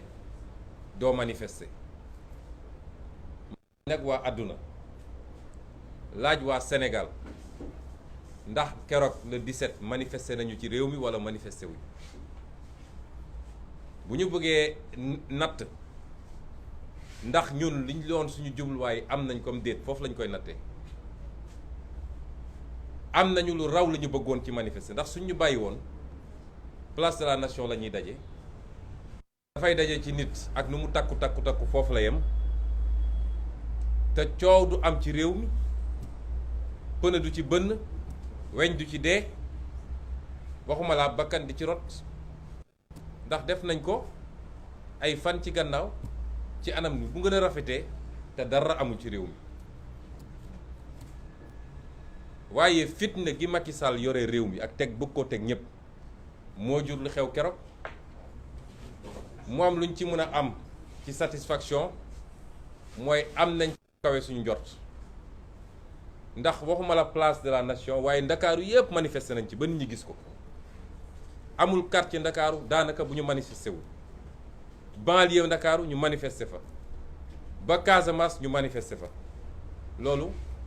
moo ëpp fuuf la ñu bëggoon ñun suñu bàyyi woon ñu daje manifester. te liy mandargaal ni manifestation ba réussir na mooy man bi ma xoolee presse internationale, du presse anglophone, du presse hispanique, presse arabophone, presse africaine. léegi maa ngi gis ki nekkoon fii ministre des affaires étrangères Mankeur Ndiaye naan le monde a les yeux rivés sur le Sénégal.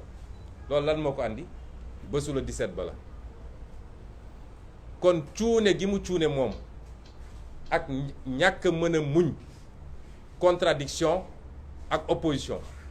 moo ñu andi lii ñun tey. àdduna yëpp a ngi xool Sénégal,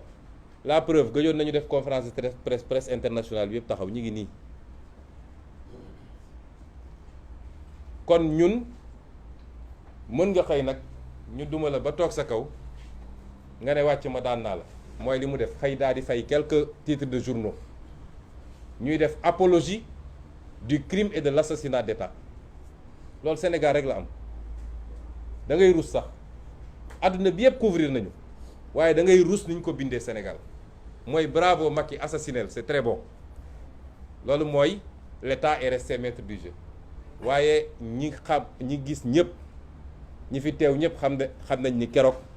Macky Sall dafa ñàkk bés ba. ñëpp xam nañ ko. Benno Bokk Yaakaar moom tuddatuma ko, man Benno Bokk mën a daw laa leen tuddee léegi. xajal ko mbow waaye bu action jotee kenn doo ko ci gis. bu tempête bi weesoo nag ñu génnaat nag taxaw. force restera à la loi. yow foo nekkoon bi mbir yi di mun a woon génn jàmmaarloog ñuy manifester, du digg nañ ko diggewaat ko, parce que sénégalais yi gëmuñu leen. amul benn nit bu pare pour xeex ngir Benno Bokk Yaakaar. xaalis bu bari la ñuy jël jox ko gaay bu ñu jëlee seen xaalis ba pare dem toog seen kër wala ñëw ànd ak ñun manifester, parce que gëmuñu leen. xam nañ ni yoruñu réew mi ci yorin gu rafet, xam nañ ni bëgguñu réew mi. kon kenn ku ne mën nga nax sa bopp, waaye Macky Sall xam na ni keroog échec bu rëy la am. donte nag ci li mu jàppoon ni mooy stratégie mooy teel a xëy yenn leaders yi nga dem bloquer seen kër. loolu fan la am, ban loi moo ko may, ban ordonnance de juge jël pour mettre ñu résistance surveillée ba Macky Sall am sañ-sañu ñëw ne day bloquer suñuy kër. àdduna yëpp di ko seetaan, kenn du wax nag. Sénégal mooy réew moo xam ne balaa wax ji di jolli rek mooy Macky Sall wala nguur gu fi musa nekk dem na bay waaj a nërmelu. waaye fi léegi mi ngi yor yaram di dóor, doo dégg nit ñi wax. wala bu ñu sax dañuy essayer boole ñëpp nag ne ñëpp a tooñ. moom Macky Sall interview bu mu def ci média étranger démb nee na guerre bi am diggante Ukraine ak Russie am na ku tooñ ak ku ñu tooñ. loolu la wax, y a un agressé et un agresseur. donte ñemewul tudd kan mooy agresseur bi te ñëpp xam nañ fu mu ko jublu waaye fu ñaari nit di xeex am na ku tooñ, nañu waxante dëgg, nañu bàyyi wax yi. fu ñaari nit tongoo am na ku tooñ, munoo ne ñaari nit tongoo nañu ñemewoo joxoñ ki tooñ, waaye foog nga maasaale ko dajale ñëpp ne ñoom ñëpp la. damay def élection nga ne doo dem élection te tegoo ko ci dara 2012 ba léegi Macky nekk ci loolu. démb élection am na France, Macron amul majorité. Est-ce que foog ngeen ni su doon France Macron may nañ ko mu ne Jean-Luc Mélenchon ak Marine Le Pen ak keneen ak keneen duñ dem élection résultat boobu dina am? Est-ce que loolu nit mën na koo xalaat sax ci réew boo xam ne démocratie am na fa? élection bu ne rek dinañu tànn ñan ñoo dul dem ci ay leader d'opposition te musul am Sénégal bi Sénégal di am ba léegi ñépp a koy gis, nañ ko wax moo gën. suñ ko mënul wax nañu maadu ci mbir mi. fii benn tooñkat moo fi am, benn dóorekat moo fi am, benn reykatu nit moo fi am, mi ngi tudd Macky Sall. loolu ñëpp xam nañ ko Sénégal, adduna bi yëpp léegi xam na ko. ñun duñu nangu de te nañuy ormalante parce que ñun caaxaanuñu, ay responsable lañu. foowuñu foowloowuñu li ñu yëkkati lu am solo la mooy jëlaat suñu réew téye ko te defar ko. loolu du caaxaan. bu ñu foogee ñun dañuy caaxaan saa yu neexee ñu ne nit ñi génn leen dem leen def li caaxaanuñu, wallaahi caaxaan. lii ñu nekk nii dañoo gëm ni dëgg, bis bu ñu demee ba gëmatuñu ni ñu ngi ci dëgg, boobu lañ koy bàyyi ca bés ba. boobu lañ koy bàyyi ci bés ba. ba tax ñun jàpp nañ ni la ñu bëggoon am nañ ko ba am lu ko ëpp, waaye am na lu ñuul ci soow mi. mooy bi ñu demee ba ngoon sax sori na, booru 3 heures laa woo leader yi nekkoon fii ne leen comme moom foogul woon ni sénégalais dinañu génn, parce que dafa jàpp ni ay affaire dinaa manifester du ma manifester wala suñu liste nañ ko delloo si du jaral sénégalais yi génn pour xeex. stratégie am yëpp loolu la woon. comme foogu doon loolu te sénégalais yi mujj nañoo génn massivement, génn ak doole,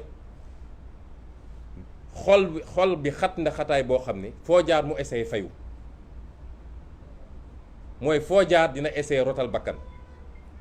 waaye foo jaar dina essayé teg ay loxo ci ay leaders. ci laa woo yenn leaders yi ne leen su ma sañoon su dee yéen a ngi siège u Déthié bu fa kenn génn, tëj leen siège bi ngeen toog, parce que foo jaar dina essayer teg loxo ci leader pour am trophée de guerre, parce que xam na ni ñàkk na bés bi ba noppi. malheureusement am na ñu ko jotuloon dégg te ñooñu la mujj teg loxo. mu am ci sax ay cas extrême, ndax ku mel ni Guy Marius Sagna xam nga defetu Ziguinchor nag dafa métti, ndax trajet bi waa Ziguinchor arrêté woon ne fii la ñuy dox mu mat 5 kilomètres dox nañ ko de Lindiane ba egg place Jean-Paul II ba yëg ci rond-point bi. loolu moo leen métti. dégg naa préfet mu dafa leen ne ça y est sama carrière jeex na. commissaire bi nga xam ne mi ngi doog a toog y a 1 mois bi ñu ko installé maa nga fa woon, moom it jàpp na ni engagé na carrière am à Ziguinchor par une défaite. ñu ne kon faw ñu fayu. foofu lañ toll ci réew mi, un état boo xam ne vendetta, vengeance. koo xam ne manifester nga ba manifestation bi jeex àjjuma kenn jàppalu nga ñibbi fanaan sa kër, samedi nga xëy di wër commissariat yi di xool xale yi ñu jàpp ak di leen yóbbul lu ñu ndékki, ñëw ba ci commissariat ñu jàpp la ne la tu es en état d'arrestation pour participation à une manifestation non autorisée et trouble à l'ordre public. nga xam ne ordre bu ñu joxe la ngir mer gi ñu mer ci défaite bi ñu am. loolay kaaw Déthié Fall, loolay kaaw Mame Diarra Fam, loolay kaaw Ahmed Aïdara, waaye loolu mooy kaaw ndaw yi ñu jàpp yépp te daañ ci dellu si. ñu ne nag loolu lu ñu bëggoon tënk la tuuti ci évaluation bi. mën nañu continuer di nax seen bopp, am ay nit yu leen di bindal saa yu nekk ñu génne. heureusement que dañoo nekk jamono joo xam ne gis nga presse léegi kenn moomatu ko. li mun a jàll ci Facebook par jour rek moo ëpp fuuf volume que liy génn ci presse. moo dina yàq xaalis te yéen ñii journaliste du ngeen gis dara patron de presse yi la ñuy jox ñu dem jëndi seeni kër di bind lu leen neex te yéenay nekk ci terrain bi nag ndeysaan ñu leen di gazé ak di leen menacé. corruption bi nekk réew mi amul secteur bu mu bàyyi waaye loolu ndax sa bopp loo xam ne ñi ngi ko doon dérouler en temps réel àdduna bi yëpp di ko gis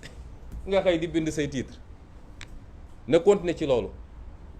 waaye ñun fi ñu teg suñu tànk duñ ci teggi dara moo tax keroog nee nañ leen c'était le premier acte dañuy wéyal liggéey bi moo tax dinañu développer plan d'action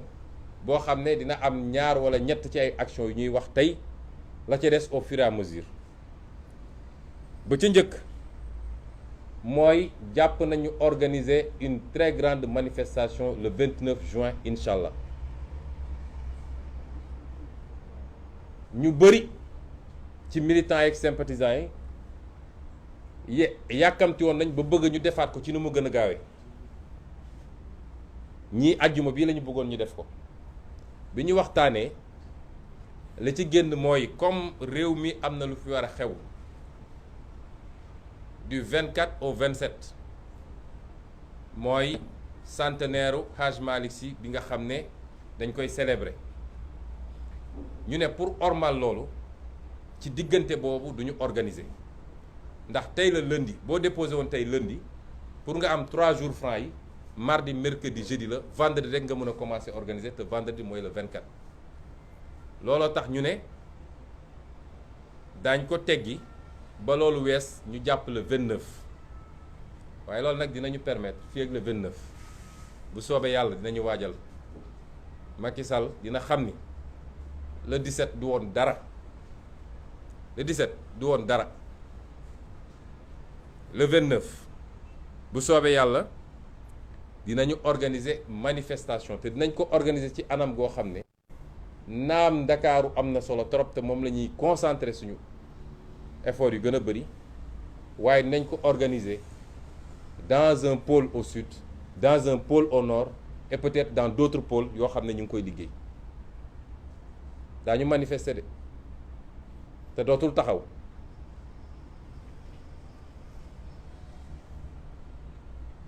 le 29 li may bëgg a wax Macky Sall rek mooy na waajal parce que ñun ñi ñëpp waaye man damay wax sama tur man mii Ousmane Sonko le 29 ñaar moo mun a am Macky Sall dina ma jàpp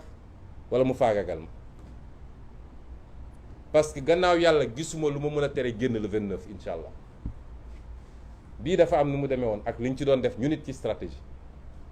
waaye le 29 na pare ni dinañu jàpp wala mu faagagal ñu bu jàpp ni moom réew mi ndax na boppam.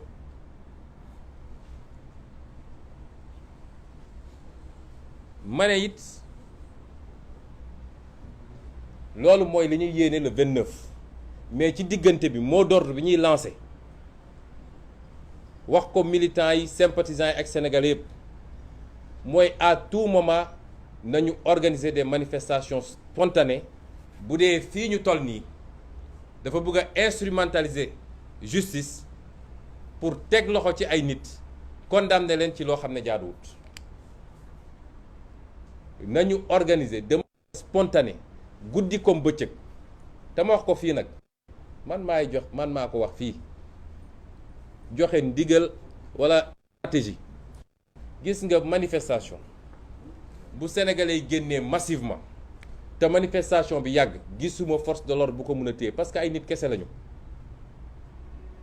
bu ñu xëyee suba ñu takkal leen seen yooyu ñu commencé 4 heures du matin ku ci egg 5 heures mënatoo sax dox bay daw na sénégalais yi organisé wu quartier par quartier commune par commune département par département ñu génn def manifestation massive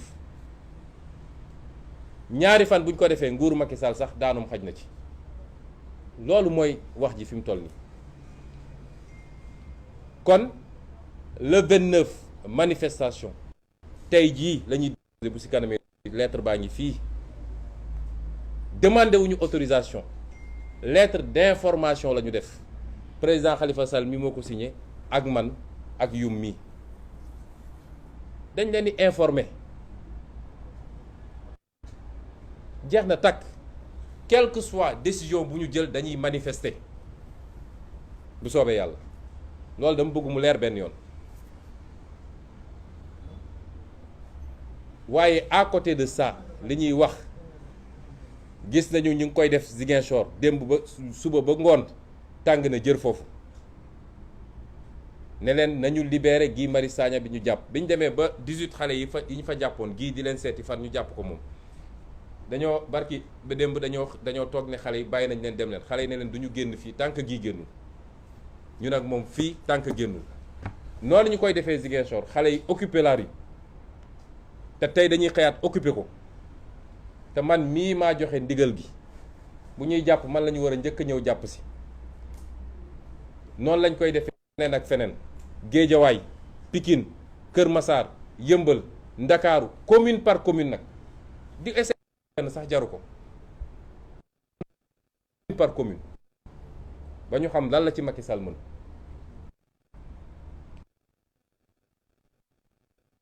wax nag ak ndax dafa mel ni ndax ñi de tout ndaw ñi laay waxal ñoo nekk au cœur de tous les discours dama ci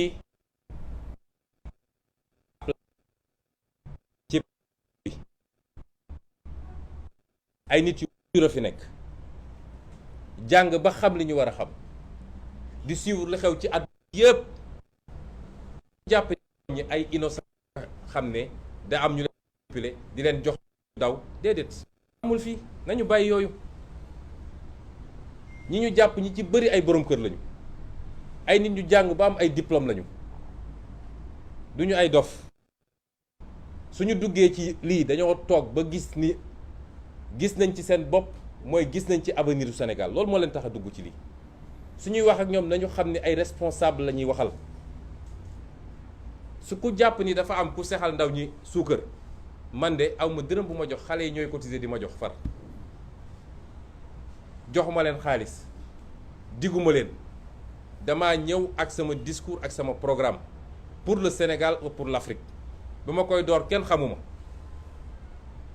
ñu toog di wax nit ñi di gis par benn ba tey mu toll kon bu ñu jàpp ni dañoo nekk ak ay nit ñoo xam ne ay irresponsable lañu wala ay innocent lañu nit ñu ñor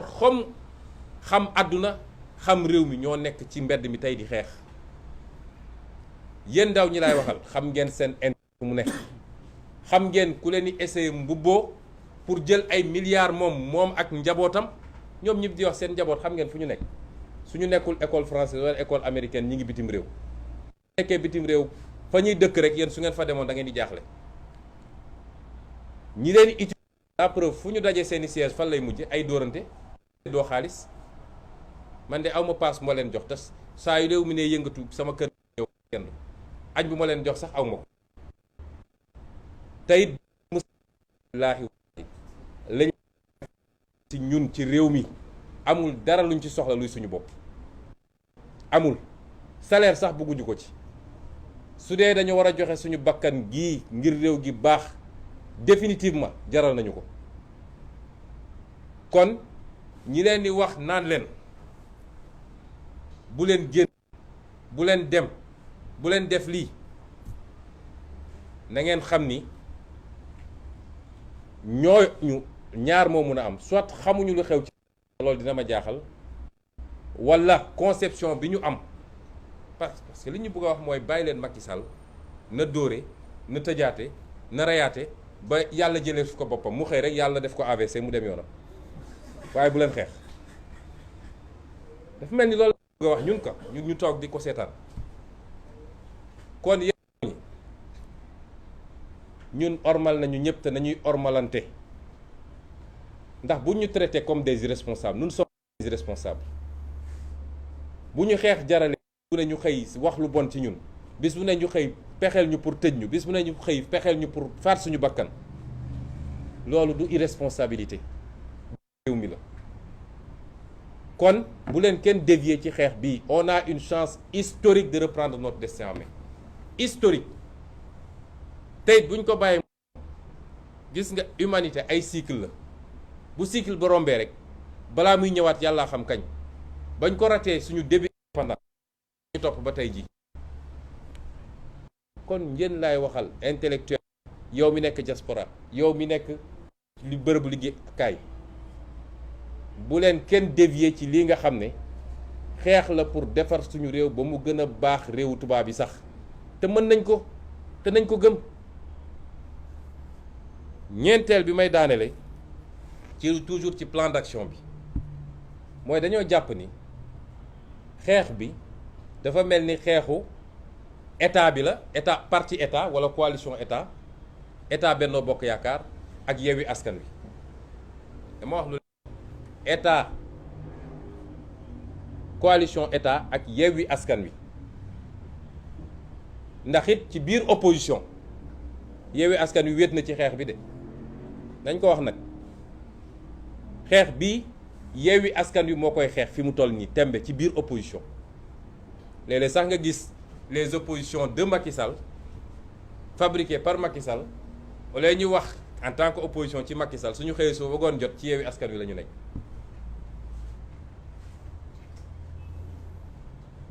xeex bii dafa jot nag ñu delloo askan wi baatam parce que bëri na ci askan wi koo xam ne ànd na ak ñun waaye du génn ci mbedd mi moo xam wérul moo xam mënu ko wala sax dafa ragal loolu day am waaye kooku war naa mën a bokk ci xeex bi ci yeneen anam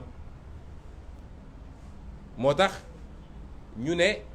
dafa am ay kuréelu politique yoo xam ne ñi ngi xëccoo waaye il faut que askan wi ñu dégg baatam nun nag dañoo bëgg a delloo baat askan wi nañ koy defee mooy dañu gëm ni képp koo xam ne ñu dégloonte bu baax de képp koo xam ne Macky Sall ni mu yoree réew mi d'accordoo ci mooy ni mu jëlee suñu réew jaay ko tubaab bi ak naar bi ak chinois bi ak keneen ak keneen ni mu jëlee suñu alal réew rusuti ci des séddoo ko moom ak ay mbokkam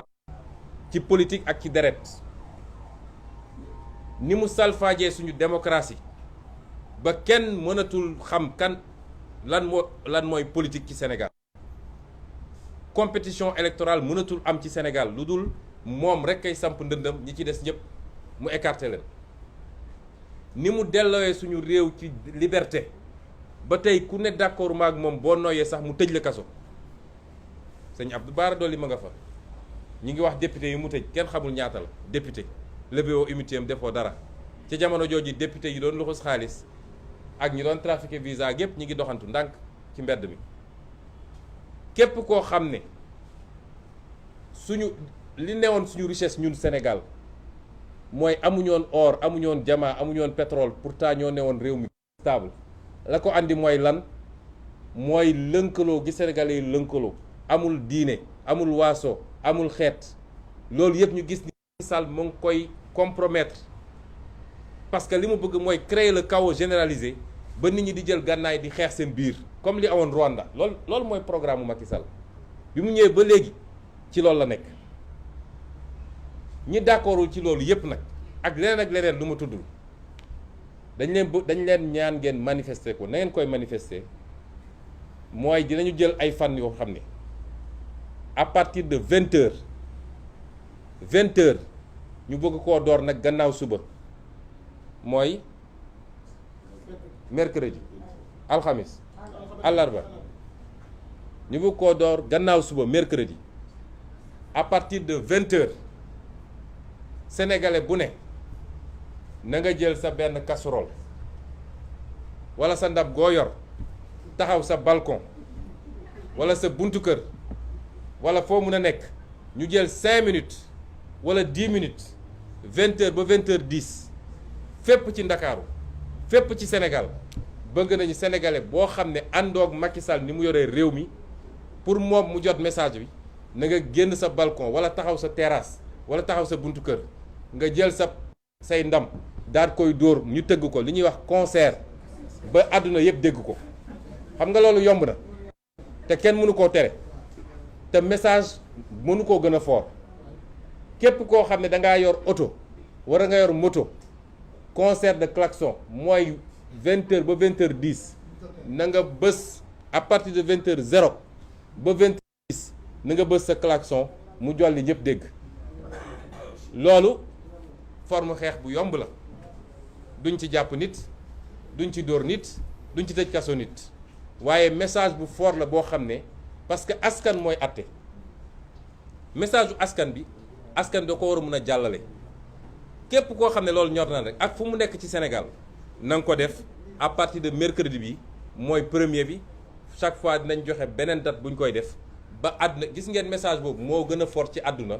que leneen lu ñuy def ndax presse même presse internationale bi da koy couvrir ñëpp di ko dégg kon lii la ñu bëggoon wax ma tënk ko rapidement ci tubaab waaw ñuy wax nag ni ñoom yóbbu nañu fi mu ne nii ñu jàpp leader yi surtout yóbbu nañ leen ne dañ leen déféré ñoo ngi dànkaafu Macky Sall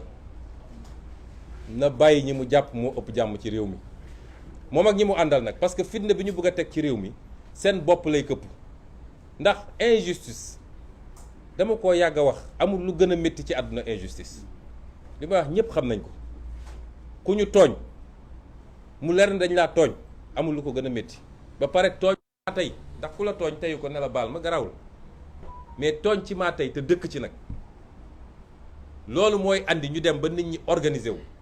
damaa yàgg a wax le droit à la résistance constitution moo ko wax buñ la bëggee faagal wala ñu bëgg la jaay doole am nga sañ-sañu défendre sa bopp ku toog naan waaw ñoom ñooy def fitna nañu xoolaat wax ji est-ce que ñun dañoo mus a jóg dem songi nit wala dem dóor nit musul am kon na bàyyi ñoom Déthié Fall ak ñoom Ahmed Aïdara ak ñoom Guy Marius Sagna ak ñoom Cheikh Abdou Bara Dolly su dee bëgg na jàmm am ci réew mi parce que du yombee noonu de te nag am na fu ma d'accordul ak doyen Habib Sy dafa baax rek de loolu mënul am fii ci réew mi ñii nekk ci li ñu nekk nii jël alal réew mi toxal ko ku wax ñu duma la ku wax ñu tëj la di def loo xam ne mooy taal fitna ba bakkan di ci rot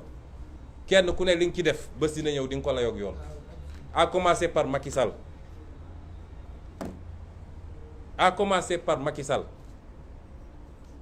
loolu moom amul sax parce que dañ naan na ngeen ko rassurer comme ça xelam dal mu dem xelam warul dal lan la def ba xelam ñàkk dal moom dafa am immunité xam nga président bu am immunité pour nga juger ko du lu jafe de haute trahison rek nga ko mën a juger est-ce qu'il a trahi buñ ci tollee dinañu xam waaye ñi mu àndal ci ay ministre ñi nekk ci administration bi ay DG ak fu kenn xamul di def seeni njombe ñi ne ci justice bi di def lu dul yoon ba muy taal réew mi bàyyi bakkante ci rot buñ ci tollee dinañu càmbar bu dee li ñu defoon du yoon dañuy dem jàkkaarloog yoon ñu àtte leen loolu moom dafay leer de duñ fi nekk di ko layam-layame ils vont rendre compte de leur gestion